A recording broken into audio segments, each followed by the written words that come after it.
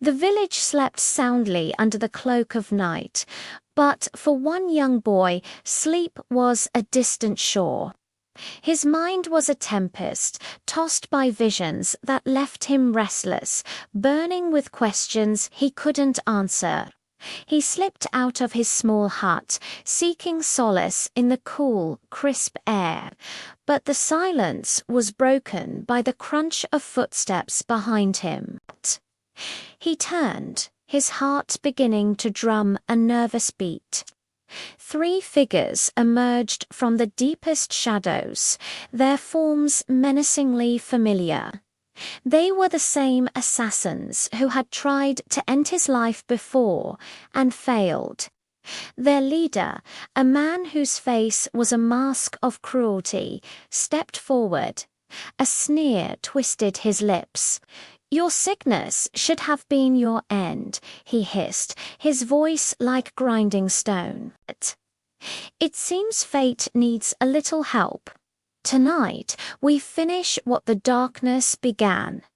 The boy's pulse hammered against his ribs, a frantic bird trapped in a cage. But when he spoke, his voice was a calm river, steady and clear.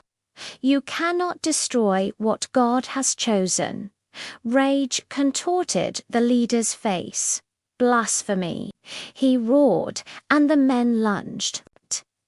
The night air sang with the whistle of a swinging blade.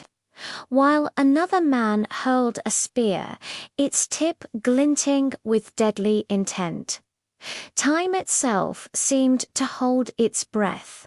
As the cold steel raced toward him, the boy's eyes didn't just widen. They blazed with a sudden, impossible light. The world around him slowed to a crawl, the assassins frozen in mid-strike, and a new vision seized him, more powerful than any before. He saw himself no longer a boy, but a man, standing tall in a city of shimmering glass towers that pierced the clouds. Words flowed from his lips, words of truth so potent they shattered the lies that had held the world captive. He saw generations stretching far into the future, kneeling not in submission, but in liberation. Their confusion and despair lifting like smoke in a gentle wind. Then the vision shifted, and he saw the 3 assassins again. They were old now, their bodies broken, their arrogance long gone. They were on their knees, begging for the very mercy they had so callously denied others. The vision receded as quickly as it had come, leaving behind a surge of strength that flooded every fiber of his being.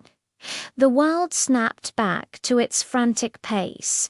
He moved without thinking, ducking beneath the descending blade with impossible grace.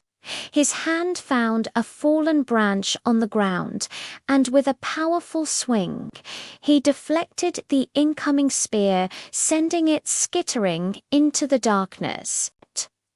The assassins stumbled back, their attack broken. They stared at him, their eyes wide with a mixture of shock and dawning fear. It wasn't just the boy they saw anymore.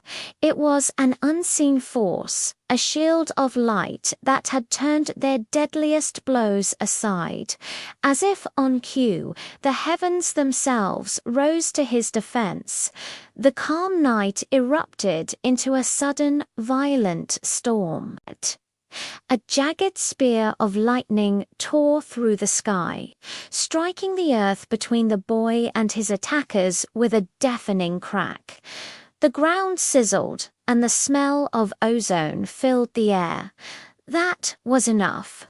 Raw primal terror finally broke their resolve. With panicked shouts, the assassins turned and fled into the storm-swept night.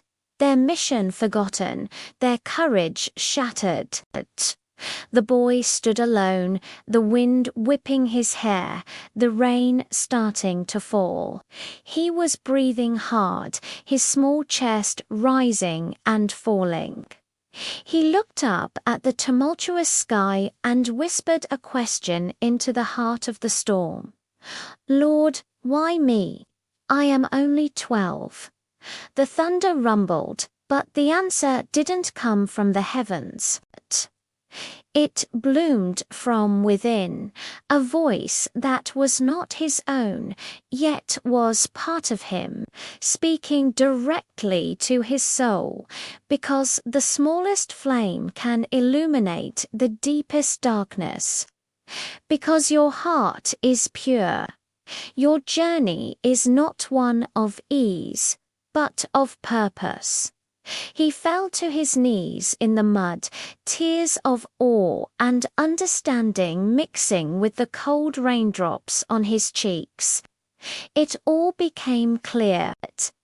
His sickness, the assassins, every danger he had faced, they were not punishments, they were tests. Every vision was not a curse, but a map, guiding him toward a future he was meant to build. His destiny was not to hide from the darkness or to simply survive it.